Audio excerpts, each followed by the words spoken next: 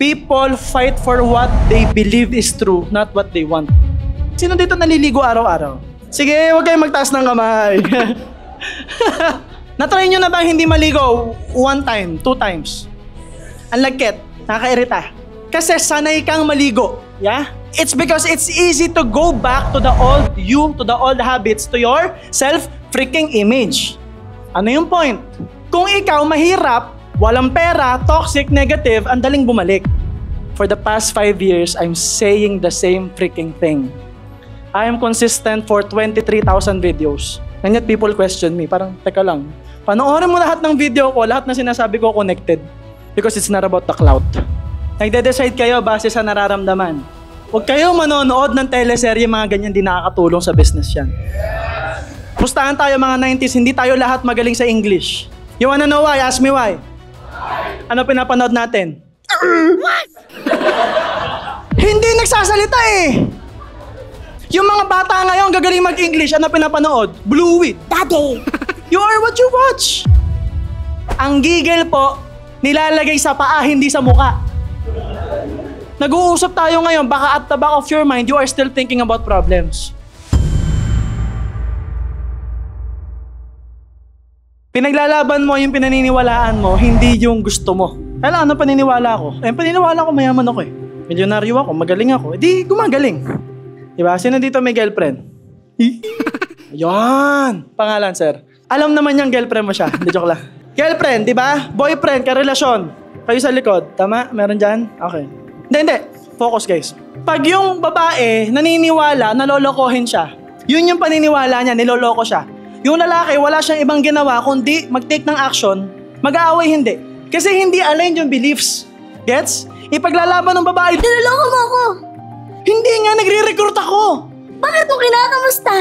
Anong sasabihin ko? Bakit mo tinatanong kung okay lang siya? Tinanong mo pa ano pangarap niya? Ako ba? Tinanong mo ba yung pangarap ko? Bakit? Mag-join ka ba? Tanongin kita ng pangarap, mag-join ka. O ngayon, mag-apply sila. Relate na relate yung dalawa. Are you getting my point? Alright, so, bottom line, it is what you believe. Now, saan ang gagaling yung belief? Sa structure. Structure of living. Sa pamumuhay. Paano magkakaroon ng structure? When you start. Hanggat hindi ka nagsisimula, hindi magkakaroon ng bagong structure yung buhay mo. Because you will go back to the same job, with the same friends, with the same community, with the same belief, and the same freaking story. Paulit-ulit. Kasi doon ka bumabalik. It's like, sino dito naliligo araw-araw? Sige, huwag kayong magtaas ng kamay. Yung ba, every Saturday. Natry nyo na ba hindi maligo 1 time, 2 times? Ang lagkit, nakakairita. Kasi sanay kang maligo. Yeah? So, ibig sabihin, pag nakakita ka ng tubig, gusto mong ibuhos sa'yo parang commercial. It's because it's easy to go back to the old you, to the old habits, to your self-freaking image. Ano yung point? Kung ikaw mahirap, walang pera, toxic, negative, ang daling bumalik. Gets? Pwedeng positive ka ngayon. Grabe, nakaupo ako. Nakikinig, nagno-notes. Matalino ko, yayaman ako. Diba? Pagbalik mo sa mga tropa mo, Pare! diba ganun? Wala na, balik ka na ulit. Yayaman daw tayo, man! Gagi pare. Wala na. You go back to the old you. Why? Because it's the same people, the same psychological anchor, same freaking thing. Kaya nga ngayon, dapat masanay kayo. Kasi dito, usapang pagyaman, usapang success, usapang self-image. Diba? Hindi pag ayaw mo mag-join, ito wag. Diba? Parang, ito, ang daming tao entitled. Comment sa akin. Sir MJ, nire-recruit mo lang naman kami. Parang, oo, told you, gusto kita kasama magnegosyo. Swerte mo nga kung sasama kita eh. Parang, pati huwag ka sumama. Bayad ka na lang sa akin mentoring. Mas malaki kita ko dun eh. So, it's just that I know my value. Alam ko, tinuturo ko, ayaw mo, di wag. Makinig ka, natuto ka, okay na tayo dun. Magkikita rin tayo sa finals. Yeah? Because you know, results won't lie. Yung katotohanan, lagi po yung lalabas. Ang lapit na. Lumalabas na yung totoo. Nakakagulo na sa social media. And still, for the past 5 years, I'm saying the same freaking thing. I am consistent for 23,000 videos. And yet people question me. Parang, teka lang. Panoorin mo lahat ng video ko, lahat na sinasabi ko connected. Because it's not about the clout. You with me? Because alam ko kung sino ako. At ako ay Pilipino. I-gets niyo ako. Para magkaroon ka ng structure, simulan mo na. Okay? So, tapikin mo katabi mo. Simulan mo na. Lalo ka na. Tapikin mo ulit. Pirma na ng application form. Now, another S that you have to take note of is what we call state. State. Ibig sabihin, state of mind, state of body. Yung nararamdaman, o kaya emotion. Physical state and emotional state. Ibig sabihin, magde-decide ka bang puntahan yung jowa mo kung nagtatay ka. Di ba hindi? Kakausapin mo ba siya? Negosyante to, bentahan ko to ng sabon. Wala, di ba? That's physical state. Hindi ka okay. Yung tiyan mo, hindi okay. Mental state. Kausap mo o usapang negosyo. Sinabi sa'yo, Lolokohin mo lang ako eh. na-trigger ka. Siya ngayon nanloko sa akin eh. Grabe ka naman, sir. Wala na. Emotional ka eh. Are you with me? Ma-action ka. Pinapanood mo, mga Shang-Chi. Ano yan? Shang-Chi ba yan? Lord of the Rings, mga trip mo. Bruce Lee. No? Ip Man, Bruce Lee. Ay, putya. Sabi niya, Pangat naman yung product. Ano? Bin-Bruce Lee mo na, no? Woo! Right, so, state is another reason why you decide. Nagde-decide kayo base sa nararamdaman.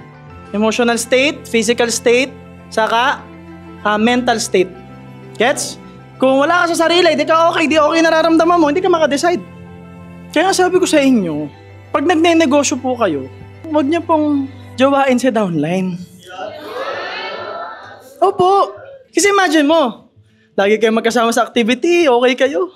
Nagkapag-build siya ng bagong grupo. Kasi hindi ka nahataw eh. Ano sabihin mo sa upline mo? Upline? Pwede bang ako na lang ulit? Sasabihin pa ni upline, Ano ka ba, Bash? Kanya ka ba tigas? Mahal na mahal kita. Kahit ang sakit-sakit na. I'll never go. Diba? Huwag kayo manonood ng teleserye, mga ganyan, di nakakatulong sa business yan. Hilig nyo manonood ng malungkot. Ayan, tuloy, malungkot yung state nyo. Nood ba naman yung nanay mo 7 Sundays? Nalaman na ngayon na wala palang sakit yung tatay. Diba? Pinagtulungan nila si Ding Dong. Kaya ka nang naman nagyayabang, kuya, kasi gusto mo ipamukha sa amin na meron ka eh. Is it my fault? Wow! That I have the means to help you? Opo siya. Ding Dong! Are you with me? So pag ganun yung pinapanood mo, feeling mo yung buhay mo laging drama. Pansin nyo, kung ano pinapanood natin, ganun ka. 90s kid, mga 90s. Pustahan tayo mga 90s, hindi tayo lahat magaling sa English. You wanna know why? Ask me why. Ano pinapanood natin? Hindi nagsasalita eh. Yung mga bata ngayon gagaling mag-English, ano pinapanood? Bluey, Daddy. Hello, Daddy. Pag uwi ko ng bahay, hi, Daddy. Anong Daddy? Nagturo sa... Kasi yung YouTube ngayon, Cocomelon, puro English. Panahon natin, wala. Pag nagkikita-kita tayo, ho. Pero mga tanga, di ba? You are what you watch. Di ba, no? Ilang beses mong pinangarap maging si Son Goku. Sa mga kotse, may kotse, kinat ka ng motor. O pagdaan, di ba? Gusto mo Ray-gun, di ba? Gusto mo i-Ray-gun eh. Sira ulo eh, di ba? What's the point? We are always affected by our state. Ibig sabihin, kung kaya mong ayusin yung nararamdaman mo, magiging maganda yung resulta mo kasi magiging maganda yung desisyon mo. Kaya hindi ka mayaman ngayon kasi hindi ka makadecide. Yung pag-iisip po, hindi po decision tawag doon. Hanggat hindi gumagalaw yung paa, hindi ka nagde-decide. Tandaan nyo ha, ang gigil po, nilalagay sa paa, hindi sa muka. Ha? Yaman ako! Nakakapangit yun! Ilagay nyo sa paa, sa action. Iba kasi gigil lang yung mukha nila eh. Naging gigil yung mukha, akala mo may kaaway. It's not about that. Kailangan, it all starts with a story. That is why we are sharing you success stories. Like, pakinggan nyo si Von kanina, naghihiya, di alam yung sasabihin, nalito ka na kung anong pipirma ang application form. Pero may kotse eh. Ibig sabihin, it's not that hard. Kung susunod ka. Diba? Ito problema. Nag-uusap tayo ngayon, baka at the back of your mind, you are still thinking about problems. Huwento. Yeah!